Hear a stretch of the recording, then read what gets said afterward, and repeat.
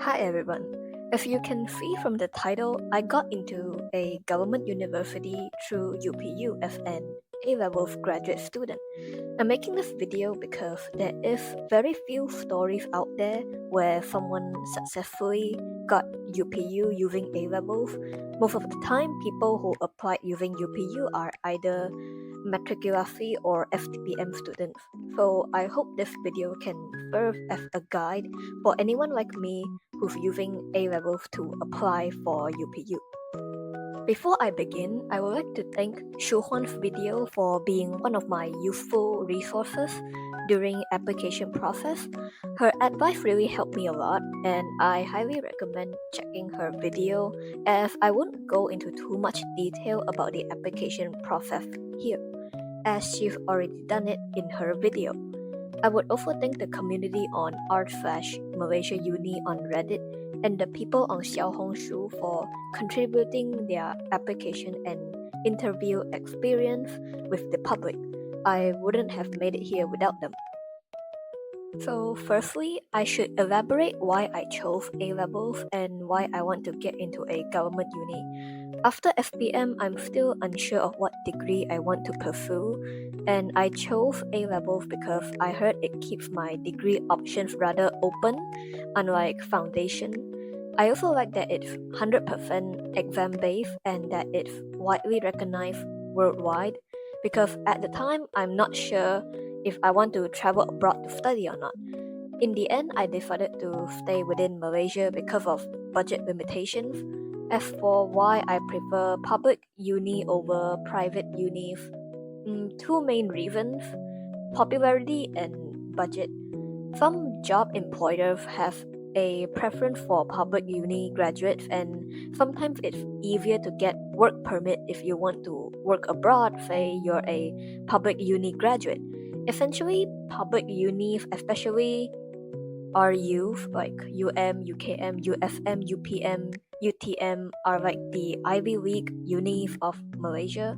And the budget, if you apply through UPU, 90% of your tuition fees are subsidized by the government, so you really save a lot of money for your degree. Alright, with all that out of the way, the very first tip is to do your best in FPM.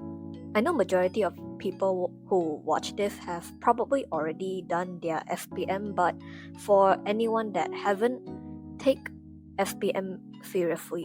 UPU is very competitive, especially if you want to get into a popular course at an RU. You will be competing against thousands of people with CGPA 4.0 from both FTPM and metrics. Hence, the next big thing that determines your value in is SPM results. In my case, I have 7 A+, 2 A's, and 1 A- for FPM, so I would say my FPM did help me a lot. My next tip is to be active in extracurriculars. So back in college, I held a committee position in my college volunteering club, and through that I learned a lot about leading events, teamwork, and a lot of soft skills. Now, if you apply through UPU, you will notice that they didn't ask for anything regarding your extracurriculars if you are an A-levels candidate. However, my first choice requires me to go for an interview, and that's where I let my experience shine. I'll go into further detail about the interview in my next tip, but my point is, extracurriculars can indirectly boost your resume in front of your interviewers. I especially recommend doing community service-based activities, even if you're not in school anymore. Just look for, say, a beach cleanup or blood donation drive to join in the meantime, and you'll have good material to share during your interview. Now, I'll talk about the interview, which is, in my opinion, the most important factor in how a university picks their applicants. This section is not really useful for people who want a non-interview based course, but most of the competitive courses do require an interview, so this will be my longest section. My tip here would be to prepare early. I prepared for my interview since the moment I received the news. How do you want to prepare if by looking for past year interview questions? You can try asking some seniors or look through Reddit or Xiaohongshu. Then start brainstorming your answers and write them down. You'd want to prepare for common questions like why do you pick this course and why do you pick this school? They'll also ask questions regarding the uni itself, like who is the current chancellor and how many campuses do we have. So you would have to do some research of the uni you are interviewing at. The interviews I went through are mostly in English, but they'll pop some Malay questions as well to test your Malay understanding. So what I did is I have a Word document where I compiled all the questions, my answers, and a Malay translation of my answers. That document ended up being 16 pages long. Also, you can share about your extracurriculars and experiences whenever they ask questions like, what is your hobby? Or how can you be an asset to our school? Understand your uni's values and use them in your answering. Like, say, if the university likes to practice SDG goals, you can briefly mention that in your answers. It will give the impression that you are just what the uni is looking for in its students. To end off this very long segment, my advice is to be sincere and confident in your answers. Do not lie. If the interviewers catch you lying, you've just blew your chances away. I'll be sharing my complete application process from start till end.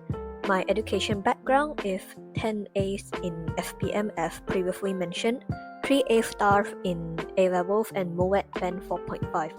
I only took 3 subjects in A-levels, but I believe taking 4 subjects and getting 4 A stars do give you an advantage. If you did IELTS, you can use that as well, but they typically prefer MOET, so I would recommend signing up for MOET on demand. It costs 250 ringgit and you can get results within a month. My first choice degree is pharmacy, and that's an interview course, so I had to submit my UPU application during phase 1. UPU has 2 phases. Do follow at Kemasukan BKPA for latest news on when each phase starts, but if your course requires an interview, then you have to apply in phase 1. I suggest starting your application early. If you have any questions or uncertainties, you can send an email to ask or call during their office hours. After I submitted my application, I will save a PDF of my list of choices. It will be useful later. After that, I just waited for any updates. In the meantime, I went hunting for a job. I ended up working at a clinic as a staff for a month, and that also helped me with some questions during the interview because it's somewhat related to my course being in healthcare. Then when I get the news that I've been accepted for an interview, that's when the grind starts. It means there is hope. On the day of the interview, I brought all my necessary documents and a resume. The resume is optional actually, but having one that lists out your accomplishment would help in the interview. You'll be asked questions on things you listed in your resume. For me, they asked about my job and roles because that's in my resume. So in a way, you can kind of guide what questions the interviewers may ask you.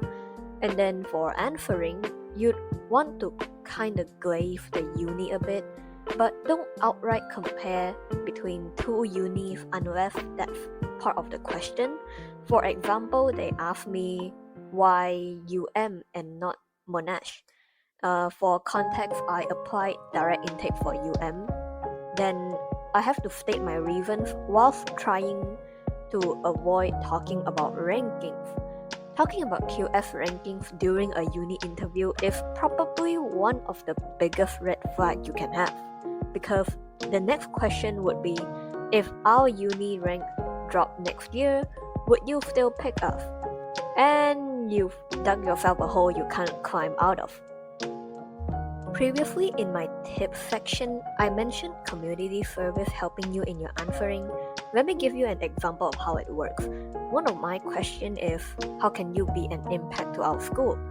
I answered that I have experience in leading events like beach cleanups and that I can potentially hold one in the name of the school. What I want to convey in my answer is I can boost the reputation of the school in this type of fashion. I also mentioned my activeness in being a volunteer for questions like, do you have any hobbies? To be honest, volunteering is not my hobby, but I gotta say something that's useful and gives a good impression of me. If you're going for a degree in law, you could say your hobby is debating or joining debate teams. Or if you're going for a degree in engineering, you could say your hobby is robotics. Again, I would like to emphasize to never lie during interviews. You can twist the truth however you want, but don't say you did something when you actually didn't. They will make you go in depth with it to sniff out if you're lying or not. All that's left after that is waiting for results to be announced. In the meantime, I did look into backup plans in case I didn't get UPU. My backup plans include direct intake and private unis. Direct intake gives you an almost guaranteed chance to end up in the uni you want with the course you want. The downside is it's really expensive. Unlike private unis which offers a ton of scholarships, public unis don't. Any financial aid for public unis like PTPTN or Beasiswa only covers the tuition fee amount of the UPU intake method.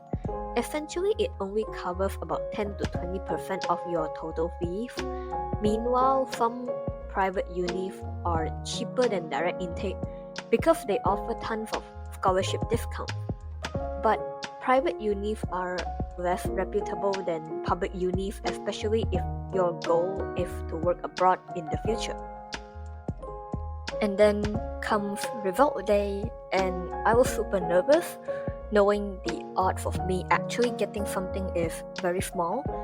I didn't record my reaction, but I felt really lucky to get my first choice.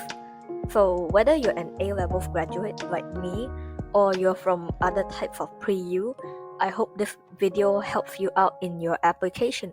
If anyone has further questions, do comment down below. I will answer them to the best of my abilities.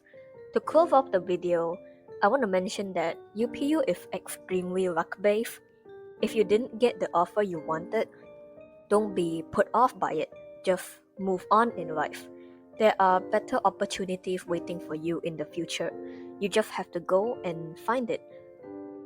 Oh yeah, and one more thing. I usually make content about my life experiences and gaming. This one's just an oddball because it felt needed. Okay, video over.